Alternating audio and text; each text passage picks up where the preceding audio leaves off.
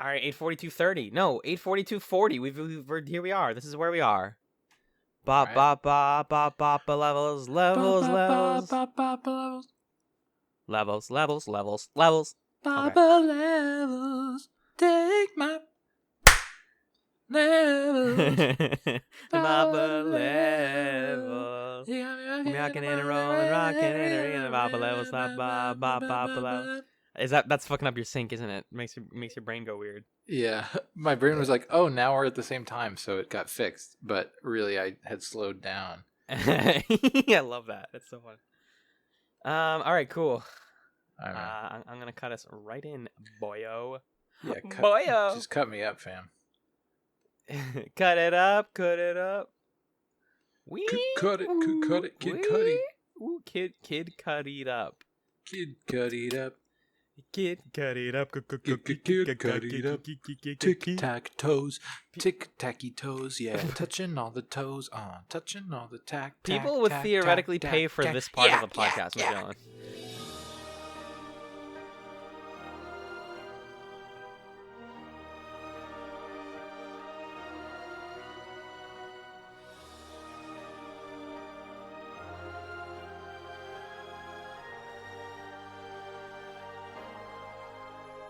Hello, and welcome to Chatz, a television podcast, Season 5, DaisyChatz. Hi, hello, welcome to DaisyChatz. It's a TV show it's a TV show, and it's a podcast. We're rolling with it. Where I, Allen, and my friend Magellan, the olive to my Digby. Hey, Magellan, how's it going? that could have gone a number of different ways. Yeah, for sure. But that makes sense. Yeah. I'm doing great, man. This is a sea change for us in a good way. I'm glad to be watching the show that we're watching. How you doing? I'm well. I'm really happy that we're watching a show that makes me happy and is about nice things. It's amazing that this show exists. We're talking, if you don't know, about the mid-2000s show Pushing Daisies, a beloved cult classic starring Lee Pace. And written and created by Bryan Fuller. It's a television show about a man named Ned, sort of framed like a fairy tale, where this dude discovers that he has the ability to bring the dead back to life with the touch of his finger. And after a minute, if he doesn't touch them again to like re-kill them, then somebody else dies. And while that may sound kind of dark, it's a mystery comedy, I think. Yeah, it's very colorful, lighthearted. It's gosh darn beautiful. And if you want to watch it, what we're gonna do this chat style with this sort of like our house style, which is that we watch a show a la mode, a la Chatz, 2 episodes a week. If you want to do that with us, just real quickly, I want to shout out this website we found. The CW, like the TV network, has a website called CW Seed. Which is just free. It's just a free streaming website with like no strings, and they have the entirety of Pushing Daisies on there in like pretty good quality. So we were looking, we've done chats before, and we're always worried that people won't be able to watch the show with us, but this one's like freely available online on CW Seed. So go check their website out, and it's right there. You can just watch it. It's great. Yeah, I watch these on my phone. Yeah, they got like apps and everything. I don't know what their business model is. Yeah. Probably it's they want to direct you towards the bigger CW shows and have you watch them on TV or buy them or get cable or something. I don't know. But it's cool. It's like the only good show that I know that's on there. All the other they have like Who's Line on there, whatever. But like you can watch Pushing Daisies and you can listen to us talk about it. Yeah. So we're gonna get for Freezy, my friend. For Freezy, my Freezies. This week we watched the first 2 episodes of the show. We watched Season 1, Episode 1, Pie-lette. That's Pie-lette. And Season 1, Episode 2, Dummy. Now, first up, we're going to be discussing Season 1, Episode 1, Pie-lette, which was written by Bryan Fuller, directed by Barry Sonnenfeld, and it aired October 3rd, 2007. So that's kind of where we are at. Magellan, do me a favor. Yeah. Tell the listener what happens in this episode. In this episode, a young boy named Ned discovers he has a special gift. With one touch, he can bring the dead back to life. However, after exactly 1 minute, if he doesn't touch them again to reverse it, another life is taken at random. Ned discovers these rules after trying to bring his mother back, but ends up killing his childhood friend Chuck's father instead.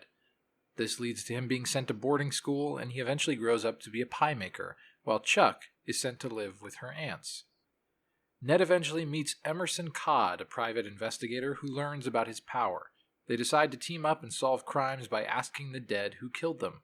While watching the news one day, Ned learns that Chuck was murdered on a cruise ship, and sets about solving her murder.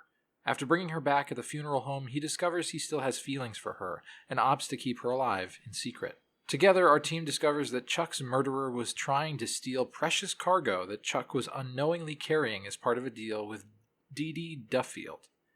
The gang visits Chuck's aunt's house, where they find the stolen monkeys before the murderer does. After Aunt Lily shoots the murderer and narrowly misses seeing her resurrected niece, the duo flee with the invaluable monkeys and decide to collect the reward for solving Chuck's murder. They agree to work together as partners, but Ned deliberately does not tell Chuck that he is the one who led to her father's death. Yeah. So, immediately very good. That's just a really exciting setup. So a thing we talk about on Chatz a lot is rules. We've been doing this since our first season way back in the day.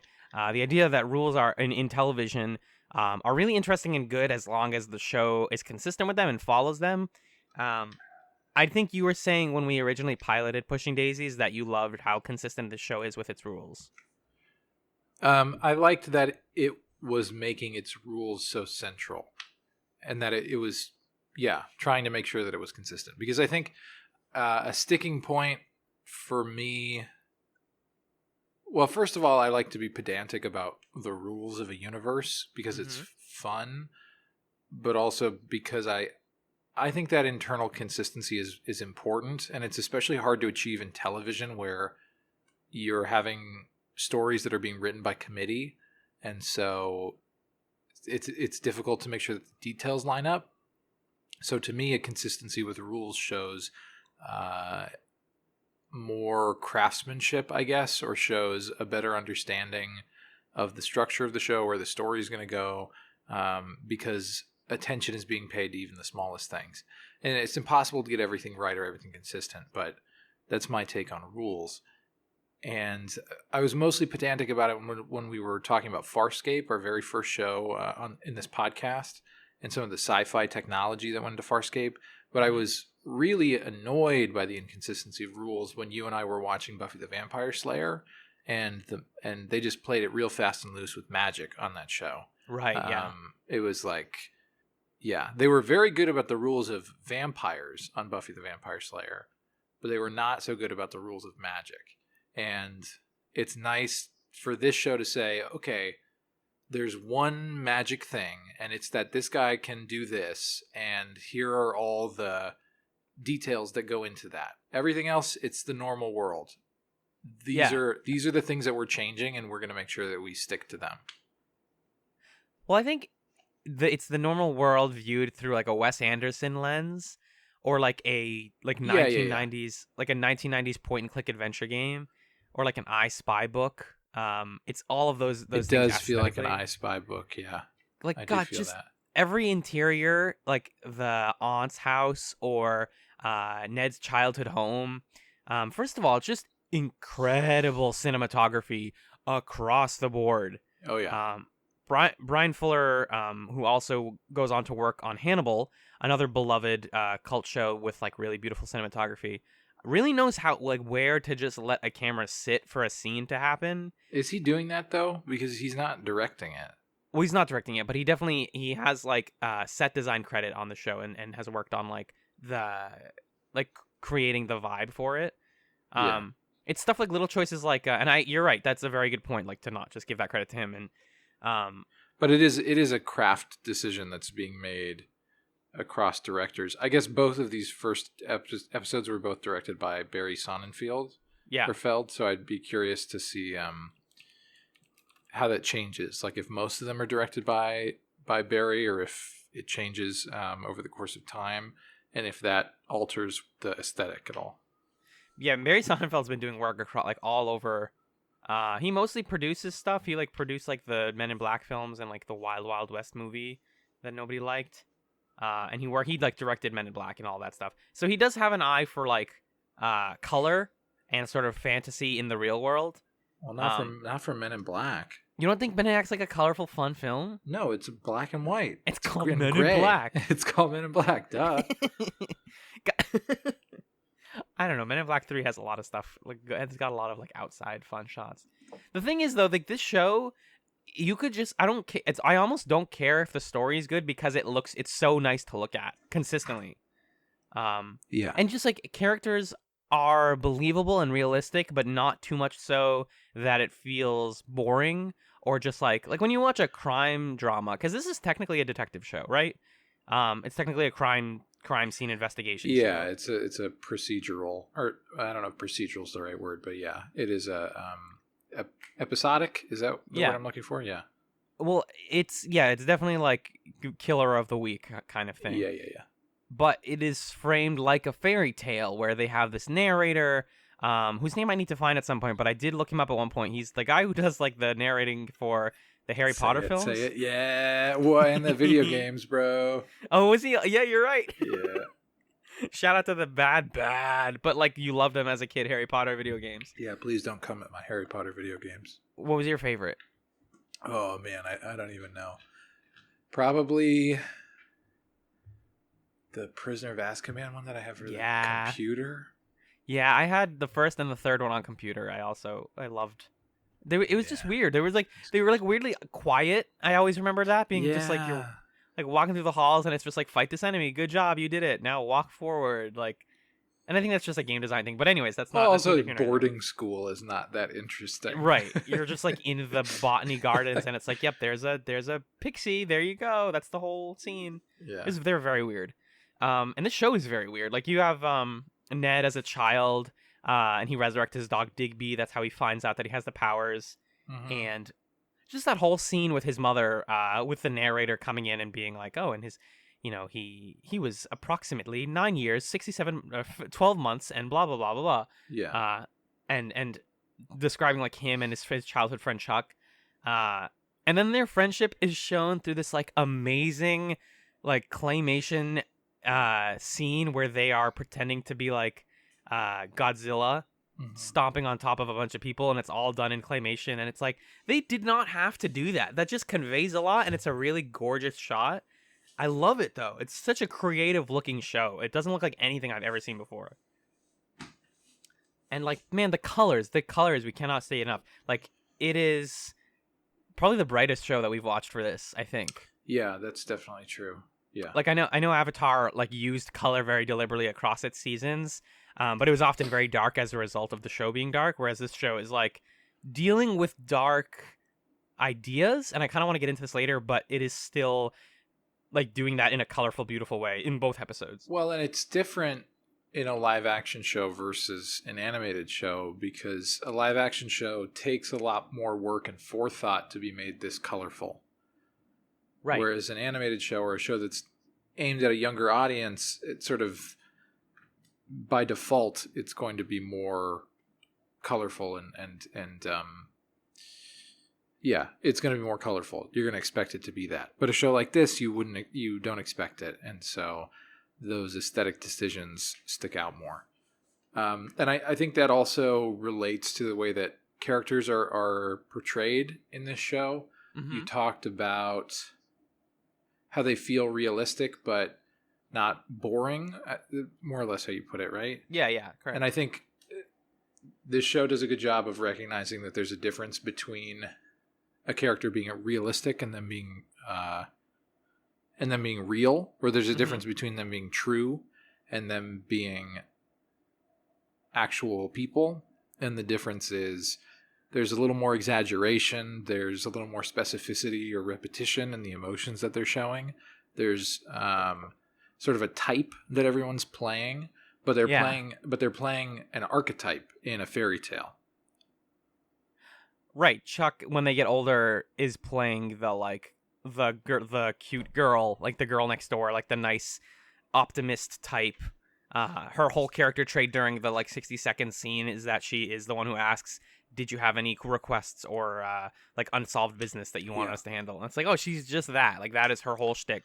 And Ned is like peak, just awkward, but like in a really charming way. And like Lee Pace plays this like perfectly, adorably charming man in just like he's a pie maker. He grows up to be the guy who runs a pie place called the Pie Hole. And he's just like this kind of like hands in his pockets, bashful, like, I don't know, I'm just trying to like help people out. And like on one hand, yeah, that is his fairy tale archetype. He's the guy who is like learning what his powers mean and how they affect things. Right. But he's also like that is also just a character type that you've seen in other shows. Like it works really well. I mean, he's just so lovable. I don't think I've recently watched a show with a main male protagonist who is so comfortable with being not masculine. Mm-hmm. And that isn't even to say feminine, but it's just to say that he's like very comfortable, like especially with Chuck, like talking about his emotions, being vulnerable, and just being like very tender and being a good listener without it feeling like he is like trying to take advantage of anyone. He's just like pure good in a way that is like honestly very respectable and like a good template for like a modern male character, I think. But he still manages to like push the plot forward and be heroic and be like a cool guy. Like he still is likable and exciting at the same time. Yeah, I'm finding myself hard pressed to think of another male TV protagonist who I've felt as positively about as Ned. I don't know that I have a good answer because I think that a lot of like when we watch Farscape, John Crichton kind of comes with this air of he's, you know, sort of football guy vibe or like astronaut guy vibe. Like there's a lot of intentional masculinity baked into John Crichton's character in Farscape that is not baked into Ned here. And it seems like, and like tying him so closely to his mother at the very beginning as part of his origin story also seems like it's meant to create that effect. Yeah, you're going to say right. something. He didn't exactly have a lot of male figures in his life, and so he grew up like being comfortable with his femininity and being and like not a machismo kind of guy. Yeah, I was going to say like you can look at all of the just even like in order the protagonists that we've talked about, like Sam Weir is like the kind of guy who is hopefully going to grow into a tender person, but is like constantly wrapped up in his like young adult masculinity bullshit. Yeah, and that's sort of like that is his arc. That toxicity of nice guyness also definitely beleaguered the Men of Freaks and Geeks. And yeah, 100%. And then Aang is another like he's going to grow up to be a really nice person, but he is so caught up in his youth and in the small things that he can't be this type of guy. I think it's really good that we open the actual like main crux of the show on Ned in his late 20s. He's like 29, I think the show says. 28, 29, yeah. Like he's past the point where it's not a growing up story at all. It's a show about adults being adults. Yeah. And it's a show about like decent people like coming to terms with their flaws and like the things that motivate them. But it is about growing up in a certain way because it does talk about how did this person become who they are. Right. It's not about showing the change over time necessarily, but it is about saying this guy's like this. You need to know this about his past in order to understand why he's like this. So it acknowledges that our pasts are a part of us. We just happen to be starting the story towards the end of the growing up phase, like you said. Right. They like, especially in this first episode, they spend a lot of time like describing a character and then saying like what their past was and then being like, anyways, like let's move on. Like the perfect example I have is when they're describing Aunts Lily and Vivian. The narrator says like they shared matching personality disorders and a love for fine cheese. And Great it's like, line. bam, there. You know who they are and you know what their deal is, and we don't need to see that because we're past that. But it's still funny because they have a scene where they talk about fine cheeses and they're like, and then we get a scene in the second episode that pays off on that line where like Chuck talks about how like she's never seen a fridge before. She always thought of it as the cheese box.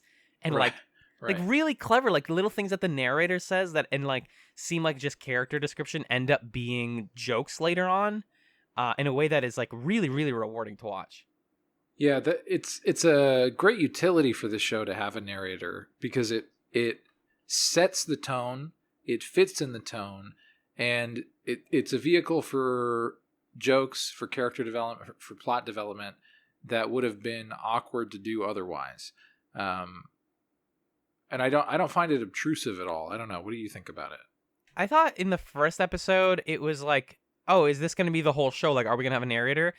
By the second episode, I didn't even notice it. Yeah, like, it was totally a natural part of the show. Yeah, I think just because that first episode has to be like you are opening the book, you are like learning the basic rules of this world. Like you need a character to talk you through that. But by the second episode, they're like, all right, you know what's going on. This guy is going to set up scenes, and he's more importantly going to set up flashbacks. But other than that, you know what's going on. We don't need to like narrate you through the whole thing. And that's where I kind of came to like it a lot. Yeah, I agree. And then speaking, just like to wrap up our like main characters, we talked about Chuck. Chuck is really likable as well. Yeah, I think there's some. This will certainly unravel more as we watch the show more, but the archetypes discussion does get a little, does get limiting when we start talking about the female characters on this show. Yep. Yeah, I don't know if that's what you were about to say, but for sure. Well, yeah, because Anna Friel plays Chuck as this very like kind and sort of like opinionated person. Like I'm always really, really fascinated by like what people say in this show the second they wake up from dying. Yeah. And her like first thing is like, oh, like, hey, what's up? Basically, it's just like, all right, I guess this is what's happening. Like she's very quick. Her first thing is to put him. Or no, she like to kicks the thing open, grab a chair or something. True, you know, she does like hit the like coffin open at first, but she's like pretty quick to be like, all right, well, I guess I'm dead, and like doesn't have any questions about it. She's just like, all right, okay, I have 60 seconds and I recognize you. Thanks for calling me Chuck and all that. Like she's very eager. And I like the arc of her discovering. I think she has a line. Maybe she had it later, where it was like, "There's nothing like dying to give you a reason to live," which is kind of like a summary of the show. But she is also just like the romantic interest, and we know how that's gonna work. And like her lack of information about Ned is like the central conflict of the show, I think. Because he, like you said in the summary, ends this episode deciding to not tell her that he killed her dad. Because we know that's going to be the thing. Right. And we'll see what happens with her character once she discovers that. But you make a good point that really the central moral conflict of the show is centered on Ned and a decision that Ned has to make. Right. There isn't really a central moral conflict that any other character has. There isn't a vector by which I'm anticipating any other characters changing. Doesn't seem like Chuck has anything to learn, you know? Yeah. Whereas Ned, clearly his flaw in the second episode fleshes this out. His flaw is that he's secretive, or he's deceitful, or it's something like that. Sorry to step on your words, but it just seems like he is more comfortable like keeping things complacent as opposed to just being entirely honest about things. Like he'd rather keep this one, like just keep this one secret to myself because everything will be fine instead of rocking the boat. Like as long as I don't I think it comes from the fact that he killed his mom and he caused a lot of problems by accident. Is that now he's very afraid of making things happen. And so he is like, if I tell her, like, that's going to ruin everything. And I'm not prepared to deal with that as an adult. Like, he kind of, in a way, so maybe then it's not that he's secretive. It's that he's non-confrontational. I think so. More accurate, you think? Like, he's just avoiding thinking about or confronting the big problems. One of them being that regularly he kills people. You know? And he doesn't see it that way because they were dead already. But there's a lot of like fucked up psychological trauma that has to go into that. And it's all centered on Ned. And so you're right that Chuck is a character who everything about her is filtered through his perspective. And in order for his conflict to work, she has to remain blissfully ignorant of certain things for a while. The question just becomes, how soon does she learn about them, and how does that shift the balance of agency or of characterization in the narrative? And we don't know that yet.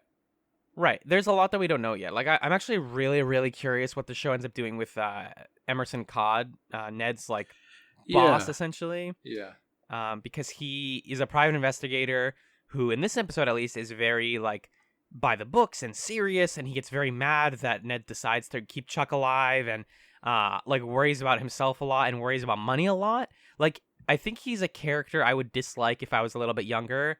And I was like, oh, like, why did this guy never wants to like have fun with the show? But he's just the realist. He's just like, that is his role. Yeah. Is when the three of them resurrect somebody, his first thing is to go, hey, you have 60 seconds. Ask them how they died. Like, ask that That's first. what we're here for. Like, why are we not immediately doing that? Everyone else is like trying to have like fairy tale fun, and he's like, let's do the job.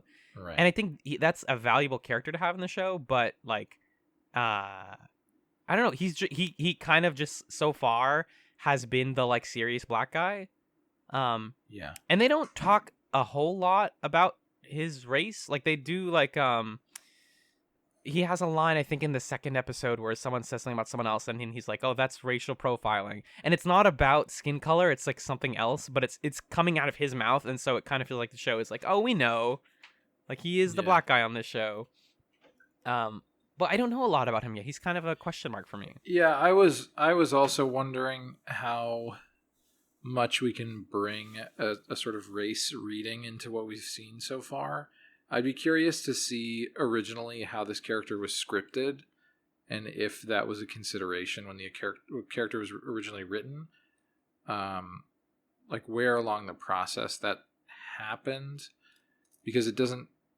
I don't know. It doesn't feel like it's in the writing, but then it also does feel like that is an archetype, the sort of like, like the African-American man who's like serious and realistic, and while everybody else is having their like happy romantic let's kiss through the bags time. Right. There's something about that does feel like it's an archetype I've seen before, though I couldn't name for you where I've seen it. Well, the realist is on every one of these shows. There's, like, I think in that way he fits that role, and that's why the realist. Sure, I'm saying associating it with his race. I don't know that. Yeah. Like, that feels familiar to me, but I can't associate a moment in which I've seen that before. So sure. I think I'm like pausing myself on any sort of race readings of this show until I have a better understanding of his character and how he plays out, and if we see anybody else who's not white show up, know, besides a bunch of Japanese businessmen. Oh, that's a whole thing. But I know I'm definitely interested in him so far. I think in the second episode we learned that he likes sewing, and I thought that was another good, like, all right, it's not it's not really played as a joke that he likes sewing, and it's just like, oh, guys sew, I sew, hi, I'm Allen, I sew all the time, it's super fun. Right. I wish I could do it more. But like, they don't. I don't know. There isn't much for him right now, and I'm just curious about it. I just wanted to bring it up. I don't think his character's just built for there to ever be much for him. You know? Yeah, like, there is like a jokey line in I think also in the second episode where he says, like, oh, you don't want to know about my past. I have a lot of skeletons in my closet or something, and you're like, what? What do you mean? Like, what's your dark what? And it's kind of a joke, but I'm like, if that's something we're gonna learn about, then I'm here for it. I mean, honestly, real prediction is, for a while he's just sort of side character guy. Then Chuck finds out about how Ned killed her dad, and she's really upset. And then Emerson is the one to be like, but don't you know that he loves you so much? Like, come on, go to him. Oh, you think so? He's going to be that character. Talk to him about it. Like, I don't want to admit it, but, you know, the two of you, when you're making out, it really makes me want to make out with somebody too. Like my wife, who I don't have. Yeah. My imaginary wife. But I mean, so there isn't actually that much to talk about with this first episode, because the crime plot is like snappy. It's like very snappy, and I like that because they kind of focus on introducing characters and the like dying mechanics. So I mean, we also have Olive, who is going to become more of a main character on the show. We'll have a whole lot to say about her in the second episode. Yep. Right now, Olive is just charming, and she's played by Kristen Chenoweth, and that's cool, I guess. Yeah. So we learn one of the first crimes they talk about, the whole like, the guy's dog bit him. It's just like a test run. And he's like, who killed him? Is it his dog Cantaloupe, the tiny little dog? And then Ned touches him, and it's like this really gross effect of like the guy missing 3/4 of his mouth. Right? And he's like, what killed you? And he's like, oh, my my coworker's dog killed me because she wanted revenge on me. And it's like, all right, cool, we solved a crime. They say secretary specifically. Secretary, you're right, sorry. And then she gets arrested, and then they did it. And then the actual crime is when they find out that Charlotte Charles, was killed on a cruise ship by having a bag pulled over her head, and she was suffocated. And we learned through her and through the resurrection and through all their sort of like sneaking around that basically, I guess this is part of this is implied, but after her dad died, she was kind of like just roaming like around for a while, mostly in town, like doing odd jobs and working with bees. I like to touch it. Her job involves working with bees. And at some point she just wanted to do something different, and she got an offer to go on to get a free cruise trip, but it came with the caveat that like you have to bring this bag with you to on the cruise. And what she doesn't find out is that, or in the briefcase that she's told to bring, there is 2 like gold monkeys, which is just like crime fiction, like easy. There's like an expensive MacGuffin, thing. Yeah. Yeah, 100%. It's just a MacGuffin to be like, and then a guy wanted that money and killed her because he couldn't get inside of her room, and she dropped her keys, and bada bing bada boom, he gets killed by he finds them at the aunt's house because that's where the monkeys are. They go to the aunt's house. It's beautiful. It's like the most densely designed set I've ever seen. There's like it's like, I don't know. Did you ever go to your aunt? How would you describe your aunt's house? Because I've always thought of my aunt's house as this, like, back in the day at least, like very elaborate, like plastic on some of the furniture, like lots of like reds and yellows, very like faux regal style. I feel like that is like the essence of like an aunt's house or something. And they get that across really well with these 2 characters, with the 2 aunts. Yeah. Well, I have a few different aunts with a few different kinds of houses, so I don't have like a singular vision. Though I can, like, it did feel like a weird family member's house kind of vibe. So yeah. That's the idea. Yeah. This murder plot in the first episode was pretty quick, and I think to me that indicates that they're going to come back to Chuck's murder later. Like something else is going to be revealed, and it's like, oh, wasn't that guy actually, or oh, this is part of a bigger conspiracy or something. I don't know if this is the type of show that's going to do that, but I get the feeling that they're saying, let's rest this for a moment and go have life as usual for a while, and then come back to the central mystery. Yeah, because they introduce names like Dee Dee Duffield, and you're like, who is that? And like that's too good of a name to be a one-off joke, or just like a one-off plot point. And like the murderer isn't a named character; he's just a dude. And like they decide to keep the monkeys, and they end the episode by clinking them together and revealing that they are gold. And it's like, all right, so you're rich now? Is that what happened? Like what? Where does that money? Like there are definitely things left hanging with that plot, I think. Yeah, for sure. But yeah, I mean that the aunt sees the murderer, shoots him. She doesn't see Chuck in the corner because she wears an eye patch. And then that's like kind of like, and then you get this really charming Ned smile where he's like, "Yay, my resurrected girlfriend gets to live with me now. We're gonna have fun adventures." Yay! Like you see him realizing that the premise of the show has been set up, and you're like, "Oh yay, we're happy together. This is awesome." And then it's him and her sitting outside, basically talking about like, hey, do you want to do this thing together? Like, that's, and then communicating this other sort of important theme, I think, of the show, or just like recurring idea, which is like, they're definitely in love with each other. They can never touch each other. Yeah. Because if he touches her, she'll die permanently. That's what I'm saying about they care so much about the rules, because the rules are not just there to exist. They're there to drive a central conflict of the show. Yeah. Yeah. Because otherwise they'd be boning right now.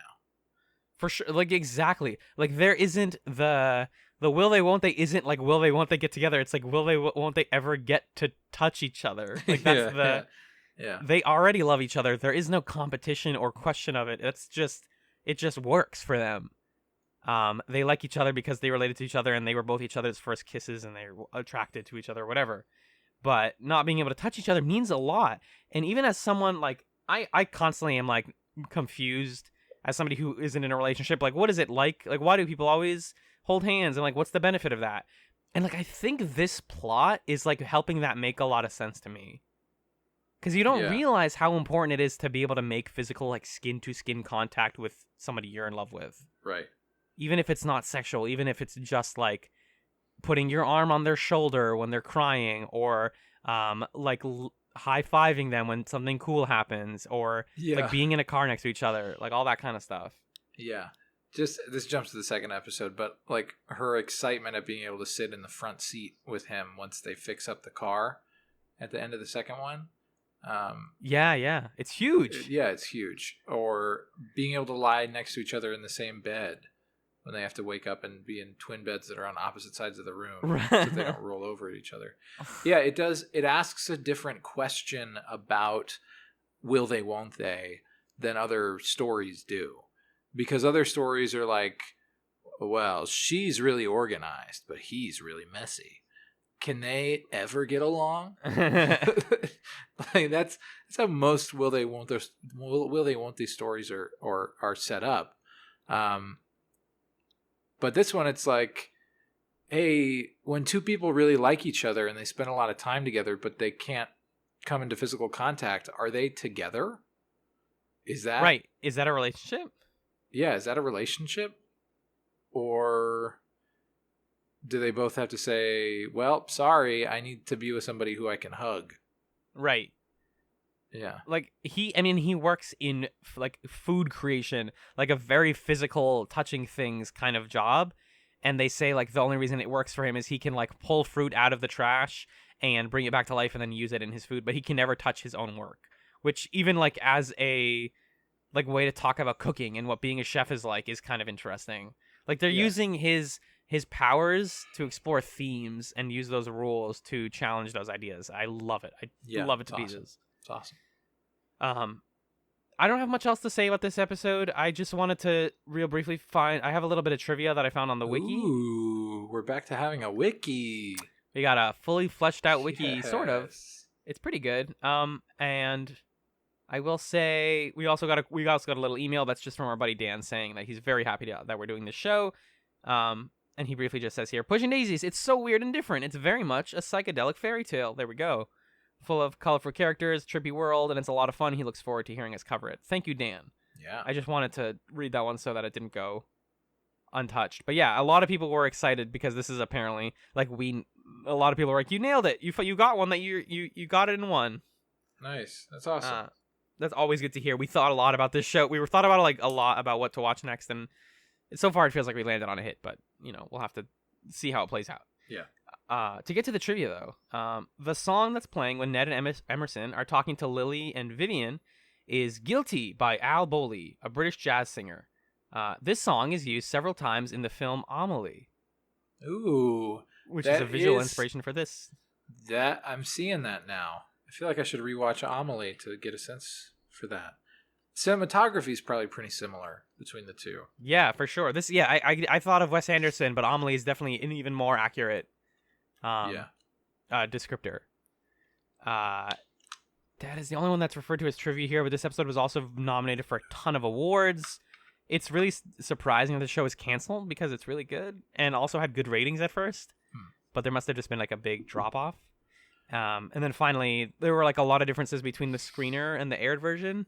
So, like, the exterior of the pie hole, which I really wanted to talk about. So, the pie hole, the place where Ned works, is, like, in the center of, like, a rotary, which is where I got the comparison to, like, point-and-click video games, because that feels like something out of, like, Grim Fandango or, like, a weird Monkey Island thing, where it's like, why is there a restaurant in the middle of a rotary? That's such a weird... that does happen in real life, but it's weird. It's like a totally computer-generated exterior, too. Yeah, well, I wasn't sure of that at first, because, like, this looks kind of CG, and then in the second episode, there are, like, CG people, and I'm like, oh, yeah, we're doing that. Yeah. All of the exteriors of this show, I don't know if they're all CG, but they're all, like, interesting, and there's a lot of, like, heavy use of green screen. Right. Like when he's at the funeral for his dad and Chuck's dad and his mom, that like all the grass is like CG and then the background is all CG, but it works.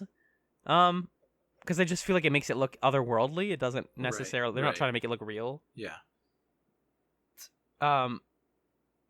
Oh, this is a fun one. Vivian's line after Ned's response to "Do you like girls?"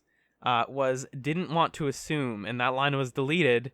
I guess to like not imply that Ned might be bisexual, which is interesting. Lee Pace is a good bisexual, so I thought that line was fun. I just was reading that earlier when I was like reading about this guy. Lee Pace, by the way, just if I haven't said it enough, just the best. A beautiful human, a very good actor. We're gonna start a petition to have him go on a date with me at some point, but for now, I just want to say he's awesome. Yeah, he's great. It's also super weird watching him from watching AMC's *Halt and Catch Fire*, which is a really good show that people should consider watching. Because it kind of came in the wake of like Mad Men ending, and AMC was like, we need another show with like a it's mysterious male lead, and they hired Lee Pace to be this like 1980s tech guy with like big ideas, but he has like no humanity and no empathy, and it's like really cool. And that show goes a lot of places, but he is like the star of it, and it's like it's very different from Ned. It's very like, oh yeah, I bet. Yeah, very like grumpy and like quick to snap and like confusing motivations and stuff. Yeah. But yeah, I think that's gonna do it for our episode 1 discussion. We are going to take a quick break, and then we'll be back to discuss Dummy.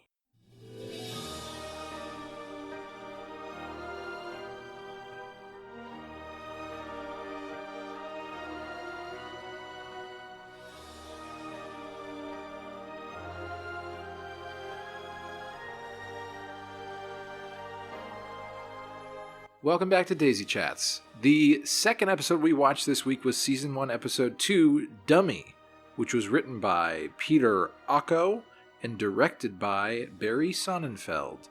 It aired on October 10th, 2007. Alan, what happened in Dummy? Magellan, what happened in that intro?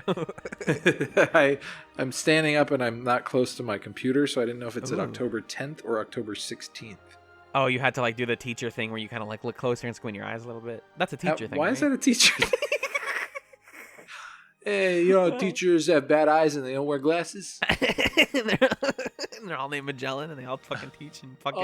All these freaking teachers, man. It's like, get some glasses. It's like, get a chicken salad sandwich out of the vending machine at the school and then... Like, come on, we got a vending machine for glasses and for chicken salad sandwiches. Oh my god, Daniel from Freaks and Geeks is here, everybody. Welcome back to a recurring bit. We have to fire the nukes, Lindsay.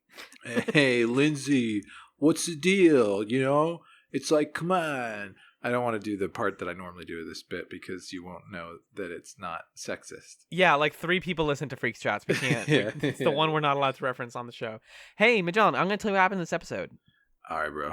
Deep breaths. Emerson finds a new case to solve. Bernard Slaybeck, a car safety tester for Dandelion Worldwide Industries, was mysteriously hit by a car. Slaybeck reveals to the gang that he was in love with someone named Janine and that he was killed by a crash test dummy. The crew then visits Dandelion's headquarters, where they meet the charismatic CEO, Mark Chase.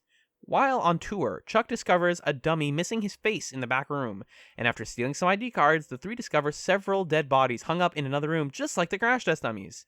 Each body that they resurrect only seems to remember that they signed up for car testing at some point. In the background of this episode, Ned's coworker Olive laments the fact that he's falling in love with Chuck instead of her.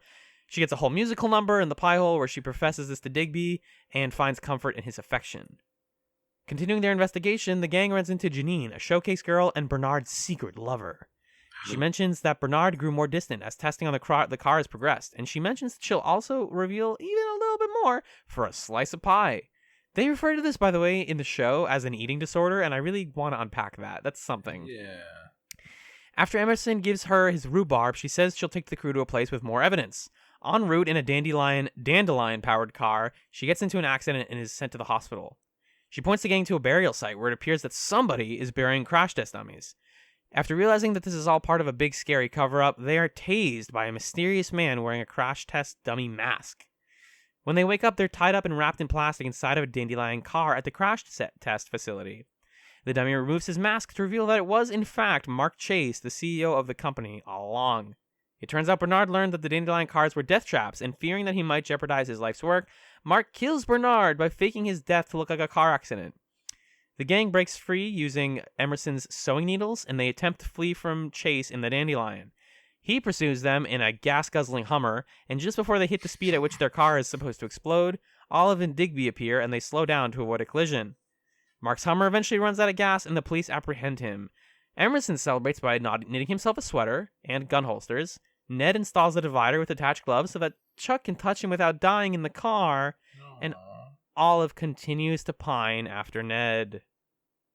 So, like, technically a lot happens in this episode, kind of. But it's a mystery. It's a mystery story. It's like, honestly, the first, touchstone I had was Scooby-Doo.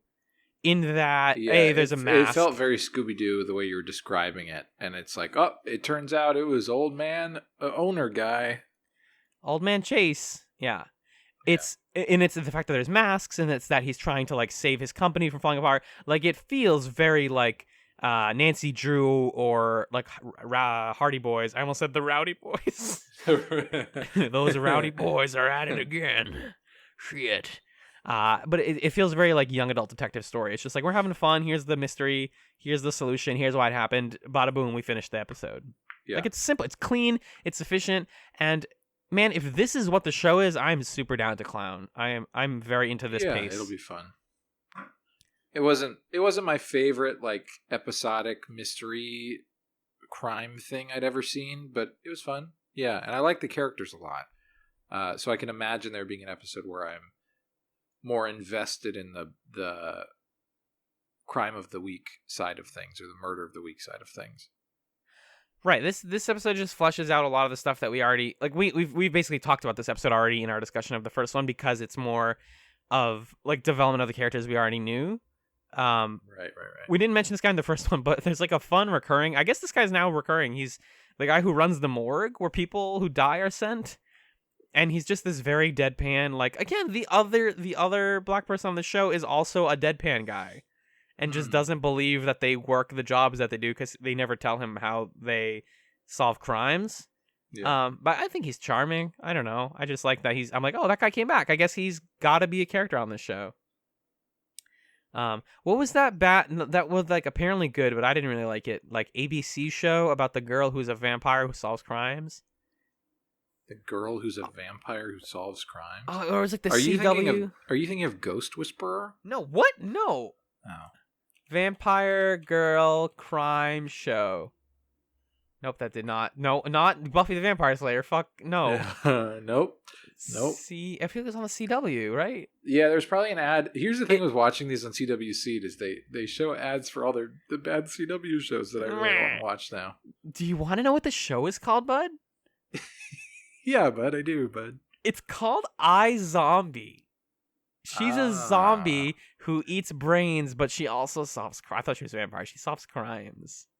That's pretty good. Yeah, I actually watched some of it. It was kind of fun. I think, there was, like, a good cast and stuff.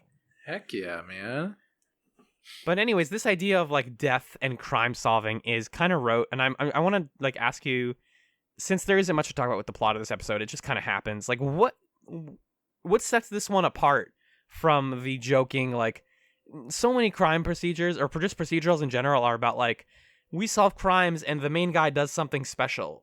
Because technically that is what this show is, but, like, what makes it different?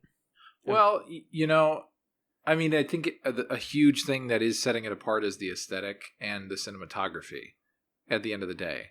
Yeah. Those are things that are making this feel way different than another version of this show. Because there is a version of this show where it's like a gritty Fox drama. Yeah. And it's called, like, Death Touch. Oh my God. Touch of Death. Yeah. Touch of Death. Yeah. Touch of Death. Or, something like that. Yeah. And it's like a guy who touches people that come back to life or they die. So you could take that part of the premise of this show and transplant it into one of those worse procedurals, or those more throwaway procedurals. But the fact that they are taking that and counterbalancing it with the tropes, the archetypes, and the trappings of fairy tales, or of just kind of lighter fare, gives it a crackle between those two energies that makes it interesting. I think it's the reason that this show appeals to me is the same reason that I was drawn to other procedurals that I liked a lot when I was younger and I watched those shows more often. So like Psych is a direct contemporary of this show. Yeah, yep. I think even precedes it by a couple years, which is interesting to think about. That might not be true. I would have to double check on when Psych starts. But Psych was 2006. 2006, so just a year before. Mm-hmm. But similar idea of like the stories that we're telling are pretty morbid at times, but we are layering this specific genre on top of it to make it more digestible. So in the case of Psych, it's more kind of like 80s buddy stuff, or it's more just like buddy comedy. I don't know. That's kind of the vibe of it. And of course, he has the subversive angle of he's pretending to be a psychic, but he's not actually a psychic. So it also has an element like what Pushing Daisies has, where the protagonist has a secret about his power or his ability that he needs to conceal. And that is a tension that you can keep going back to, but it's not really the focus of individual episodes. So I felt a similarity there. And I also am a big fan of Castle, or I was anyway. Yeah, everyone had a Castle phase. Yeah. And that's another thing where it's like we're taking the cop show and we're layering on top of it like kind of schlocky Barnes and Noble murder mystery books. And that makes it fun, surprisingly. So I think that's kind of the secret sauce here that makes it more interesting to me than watching, like, I don't know, NCIS or something. Right, or like even to like take it to medical shows like House or even like The Mentalist or Bones, where it's like this person is smart and solves crimes, or Lie to Me, the classic best show in the world. Great show. God, we watched a lot of those when we were in middle and high school. Good God. It's more fun, and I think the thing that sets it apart from me, in addition to all the things you said, is it's pretty optimistic. Mm-hmm. Like, it doesn't use the fact that it is mostly about death and what happens when you die and how like your brain processes that and how we grieve and all that stuff. It's very light with that. It doesn't bog itself down with the premise too much. It's also like a romance, and it isn't too tropey so far, although I definitely want to talk about Olive. But most of its characters are just like, oh, these are just people. Like, this is just, people acting like people, and I'm fine with that. And nobody is like, we're not gonna like spend 8 seasons watching these two characters like pretend that they don't love each other and then finally say yes like real humans at the end. Yeah. I think what it comes down to for me is that this show does not look like any other TV show that I've seen before. And for sure. That takes it pretty far in terms of my engagement and investment in it. I mean, just like the Dandelion like facility is this like stark white, and there's like these spinning cars on like rotating platforms, and all of the showgirls are in like bright green dresses with like flower hats. Like, everything is just like looks a little bit surreal, a little bit out of place. And I love all of the visuals of this show are just like really engaging, and I'm just like, I constantly want to like look at it. And it's actually like one of the hardest show. It's been the hardest show for me to find thumbnails for, because we like to do episode thumbnails. But like, there are just so many shots from every episode that are just gorgeous, that you're like perfectly framed and everything. It's real good to look at. Yeah, for sure. There's some, so like, I guess speaking of tropes and stuff, like we can talk about the main plot real briefly. Mark Chase, that actor I remember from Better Call Saul as also being kind of a slimy dude. Mm-hmm. So I guess he plays a really good slimy dude in Suits. The joke of, I wonder how you felt about the joke being that he like speaks Japanese really well. I thought that whole scene was kind of charming because it was him and Chuck actually speaking like a very good, fluent, real Japanese. Yeah. But the joke of like he like talks down to the weird foreign investor people and like gets them to go like, oh yeah, and just like making foreigner people seem weirdly alien is like not my favorite joke. It's not bad, and it is there to remind you like this guy is kind of He's a little slimy. Like you just kind of get like a little taste of that. He's a marketing guy. He's a car salesman. I think it's meant as a caricature of. It's a satire to a certain extent of how we view business and business relationships between American companies and Japanese companies. Right. Like it's not, the show is not saying, "Ah, man, all these Japanese people totally look the same and dress the same and respond in unison." It's making an exaggerated point about the fact that that's how we view Japanese culture as compared to our own culture, and is also satirizing like these American businessmen who are trying to gain clout and respectability by speaking Japanese, even though they're doing so in a way that's like with a thick American accent, right? And translating words in a way that's condescending, like when the technician is talking and he just translates the word "dummy" to them. Like, yeah, right. So I wasn't bothered by that part. It was a little. It's compromised. Like jokes like that are compromised almost always by the fact, or in the case that there are not significant actors of Asian descent in other parts of the cast, and that can make it feel kind of like, oh, like we can make jokes about this, but we don't have them on the show, kind of thing. Yeah, but as an isolated scene or set piece, I wasn't bothered by it because to me it felt clearly satirical. Yeah, exactly, and you're supposed to not. Like you're supposed to be like, this guy is doing that. Like Chuck speaking Japanese is like, oh, they cut to a scene of her being like, because she was so bored at her aunt's house, she listened to a lot of audiobooks and learned like every language. Like that's it's her being respectful. It's not her like trying to talk down to anyone. It's just her like understanding language. Yeah. Which is that's actually a good tool for crime solving and stuff. Like, 'cause you can like talk to anyone. So I'm curious if that ever like comes back in a way. Yeah, I don't know. So there's a lot of other like small things. Ricky Lindholm plays the woman Janine, the sort of like key witness of the case. Good actress, interesting role.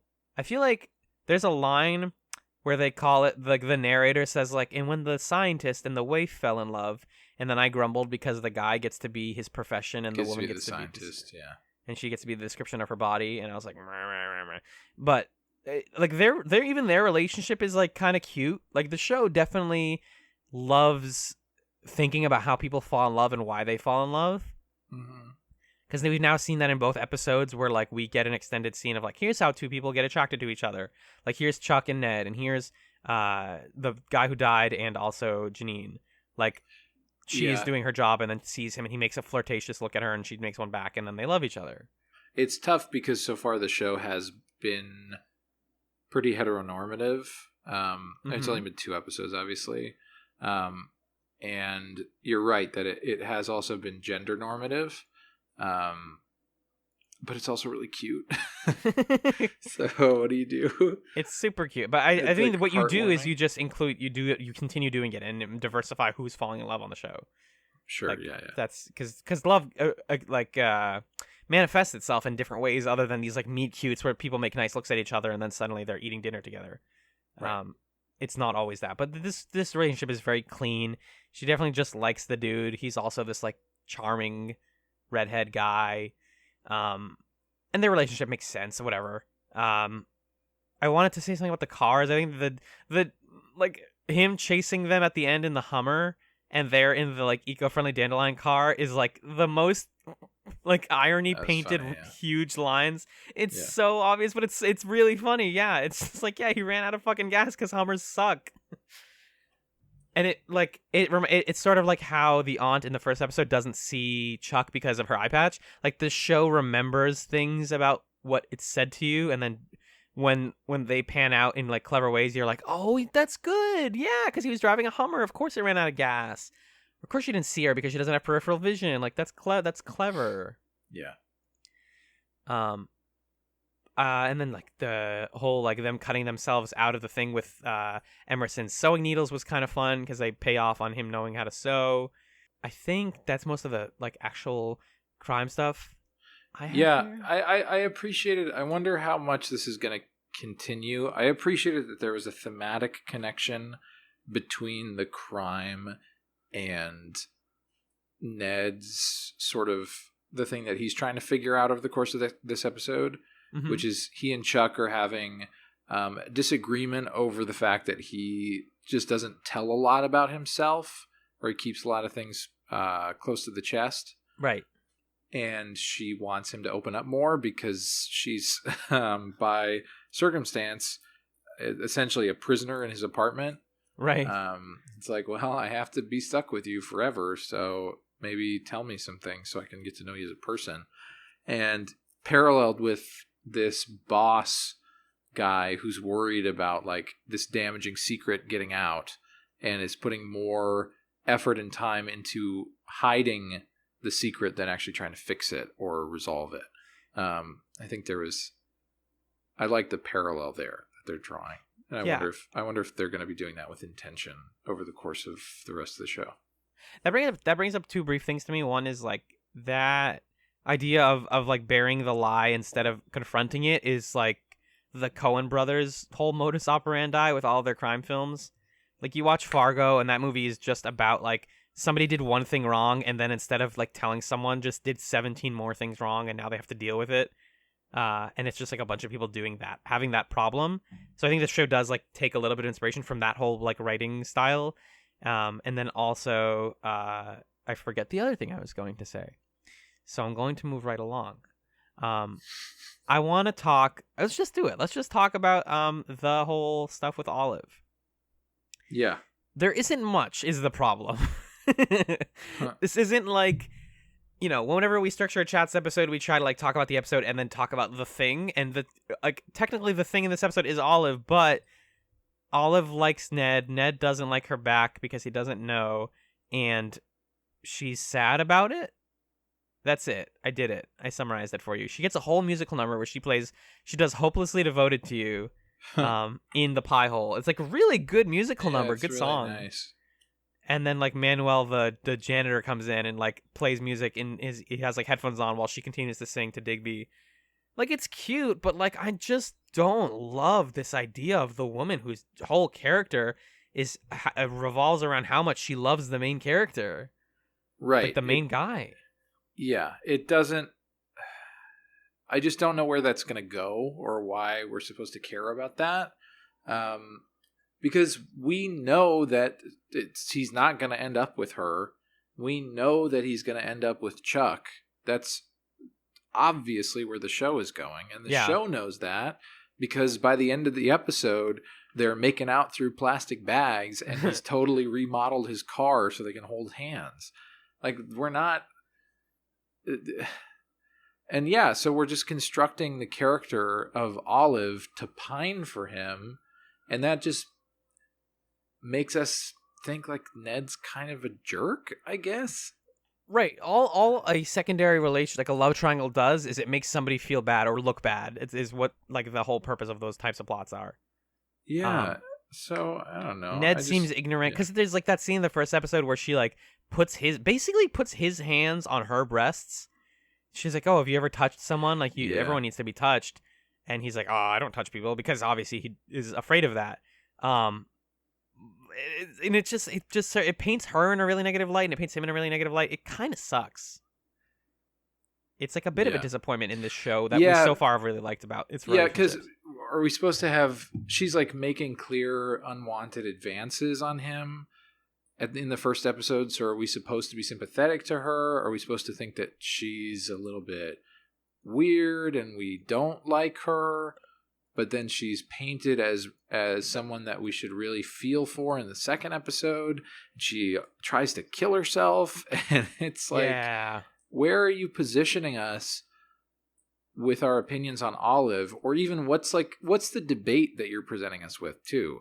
Because I think a lot of the times you and I talk about how does the show want us to feel about this character, and I think probably it's more accurate to ask ourselves, what does the show want us to debate about this character? Right, yeah. And I don't really know what the debate is with Olive necessarily. I don't know what the discussion is around her, except like, because if you like someone, what do you do?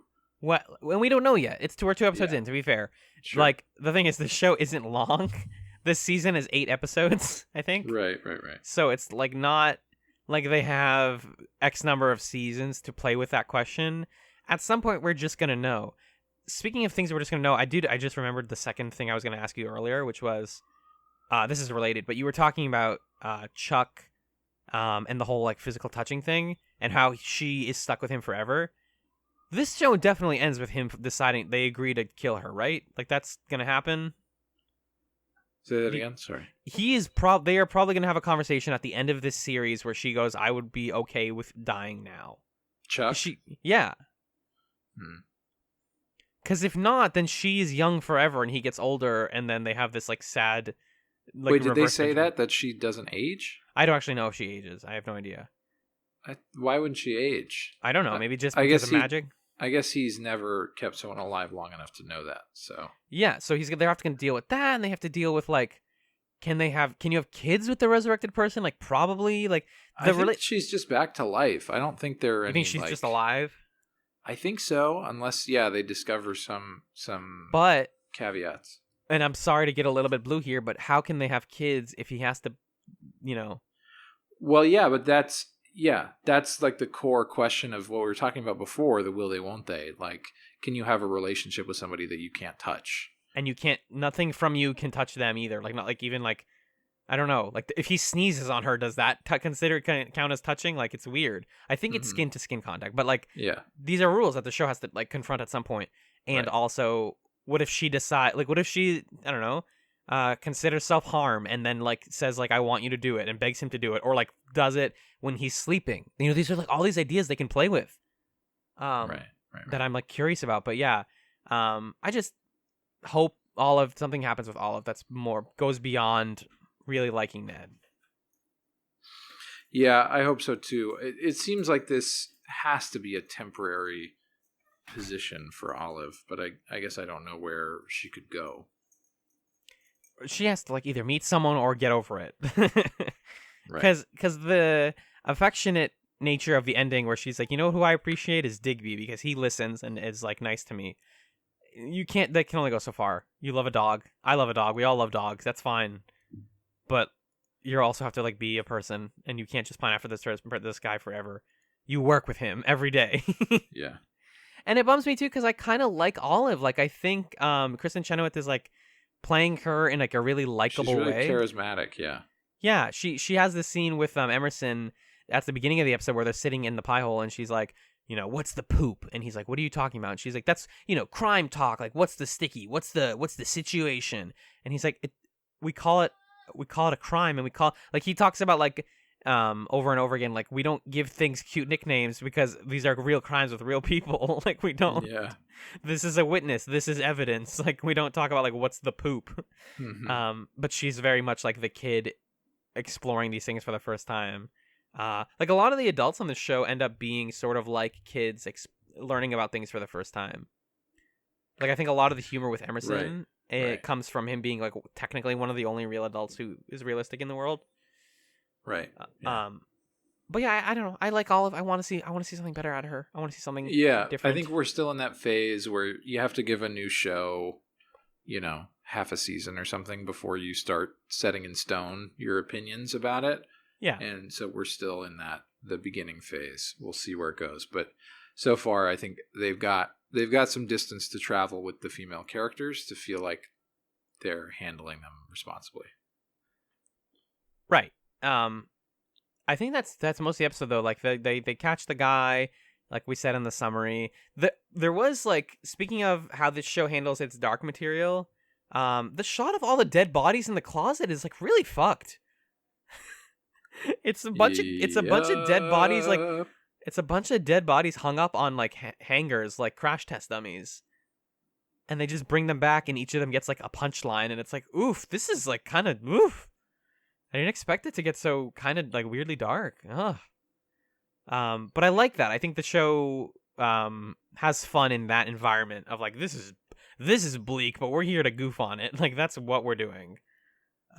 It's on the tin, like the show is called Pushing Daisies. It is a cute metaphor for dying. Right.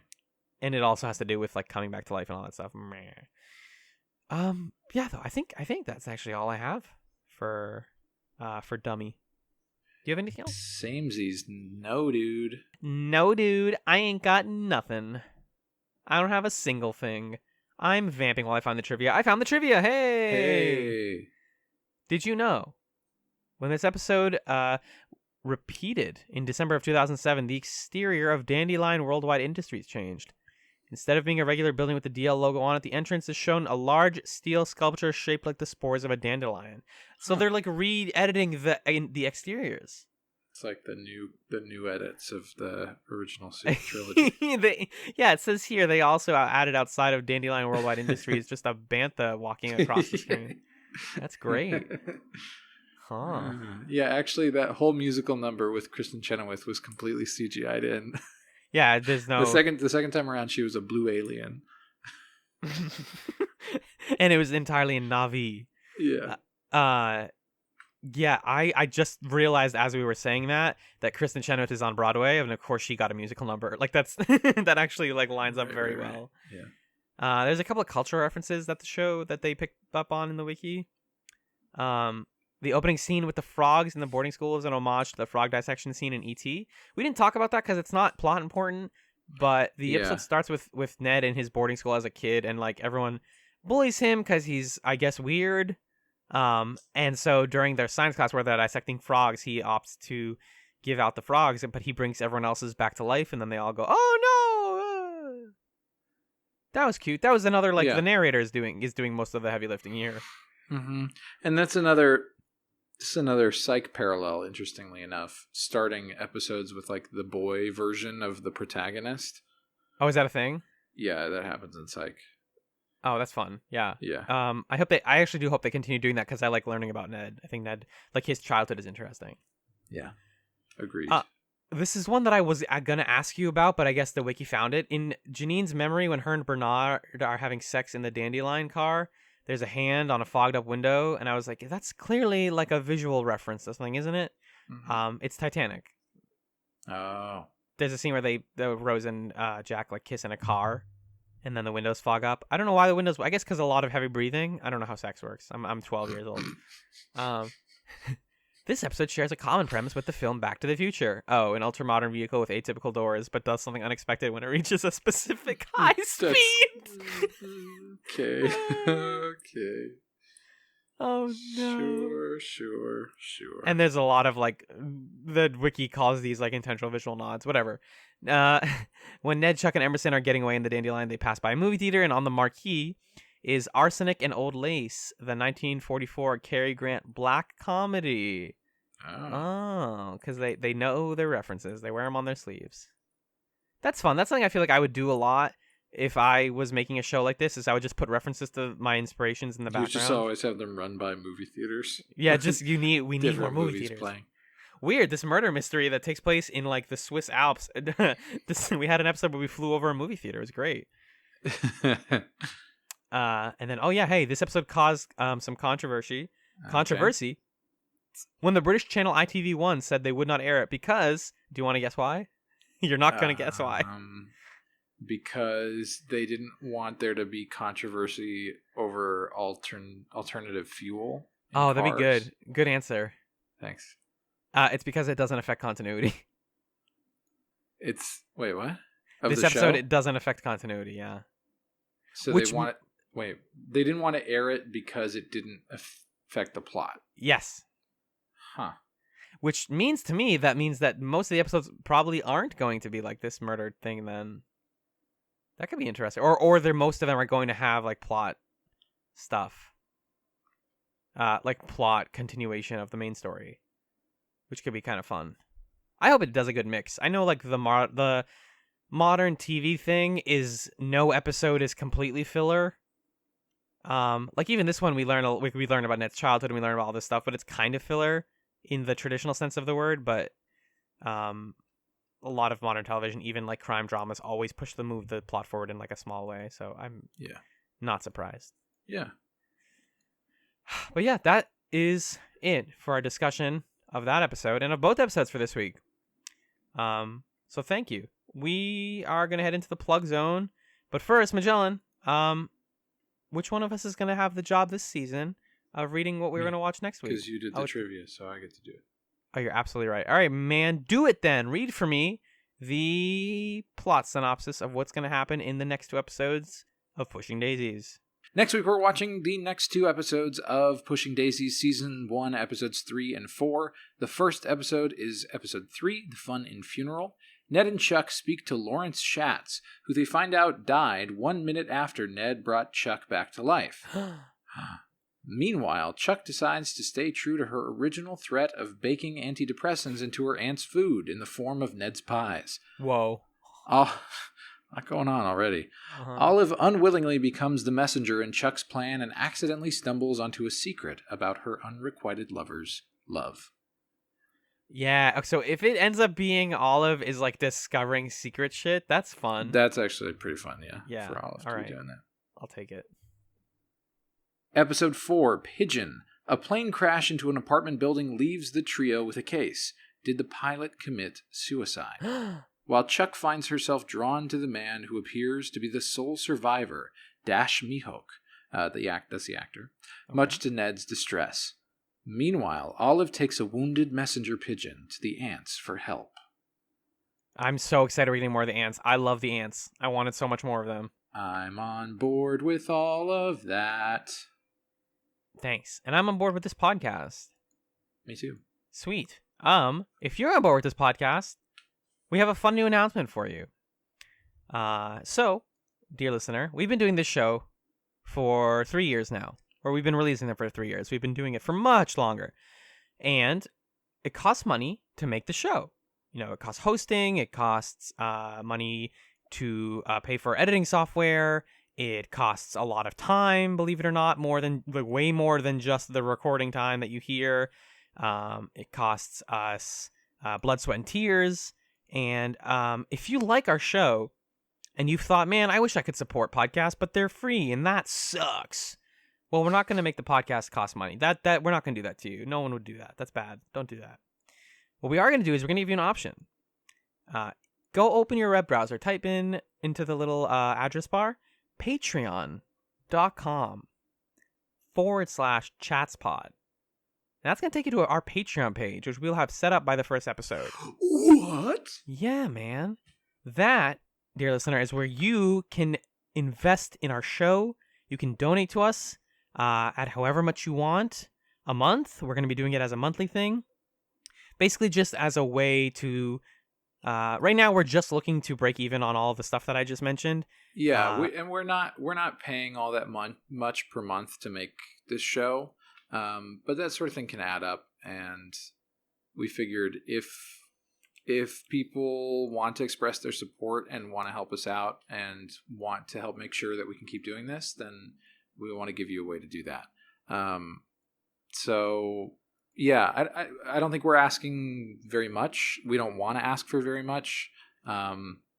We just want to be able to have that kind of dialogue and make people feel that that you can be an influence on this show and its ability to continue in the direction that we go as we think about expanding what it is we're doing and what we're trying to create. Right, and it's going to give us an opportunity to do more of the stuff that people like with the show. And I know people have said, like, oh, we like your show and we want to help you in addition, besides just telling my friends to listen, like, how else can I support you? And, like, this is exactly how you can do that. And if you want something in return, we're going to be setting up some more and more goals as we hit different milestones. Mm-hmm. Right now, if you decide to donate at $2 a month, just $2 a month, you will get access to a monthly movie commentary, a live movie commentary recorded by Magellan and I, usually over the internet, maybe even in person. Whoa! And we're gonna watch fun movies every month. And we've been planning to do stuff like this for a while. I know people have been like way into like when we did the Farscape commentary and like other stuff like that. So you get one of those just delivered straight to your door to a secret RSS feed that you can listen to and put on all your podcast apps. Yeah, and that's the current plan for what we're doing right now.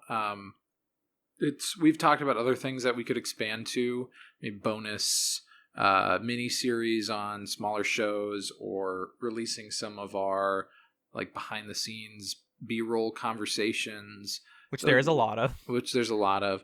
So that's also something where you can reach out to us and express, like, what do you think your money is worth, basically? If you're going to be giving us money, we want to know what we should give you back in return and what you would be willing to pay for. That's valuable for us to know. And yeah, if it seems like people are interested, we'd love to make more stuff, and it's great to feel that there's a clear interest out there for us to do it. Right. Make your voice heard.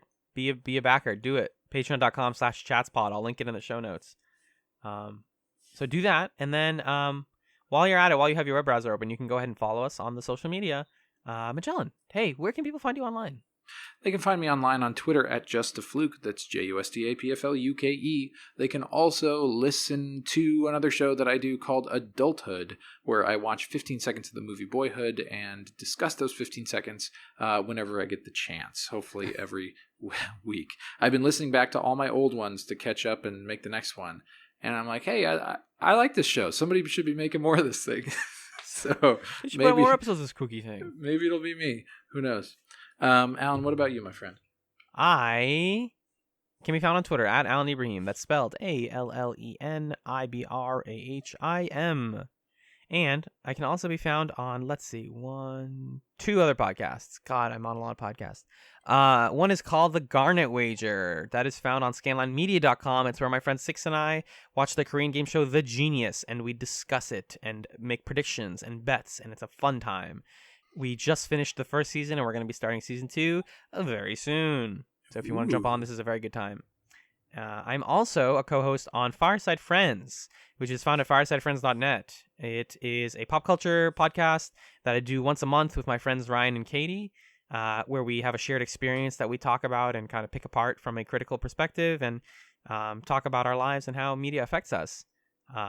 Next, for the month of May, we are reading the webcomic Goodbye to Halos, which is a very good webcomic that you should totally read and then listen to us talk about it at the end of the month. Sweet. So check those things out. Thank you, dear listeners, so much for listening to this episode of DaisyChatz. Yep. You didn't foresee this happening, did you? I never do. We've done this 5 times. Get busy living or get busy dying. No. Is that allowed? No, That's not allowed. No, it's not allowed. Is that allowed? Is that allowed? What the fuck? Is that allowed? What the fuck? I want it to be about death. Don't die. Don't die before I see ya. Live. Keep living. That's like inspirational in a way, but it's kind of a little pithy. Rest in the rest of your week before you see us again. Rest in peace for the rest of your week. I don't think that works. It's like a little too Brandy. I don't like it. Yeah, not like the singer, but Brandy. Yeah. Brandy.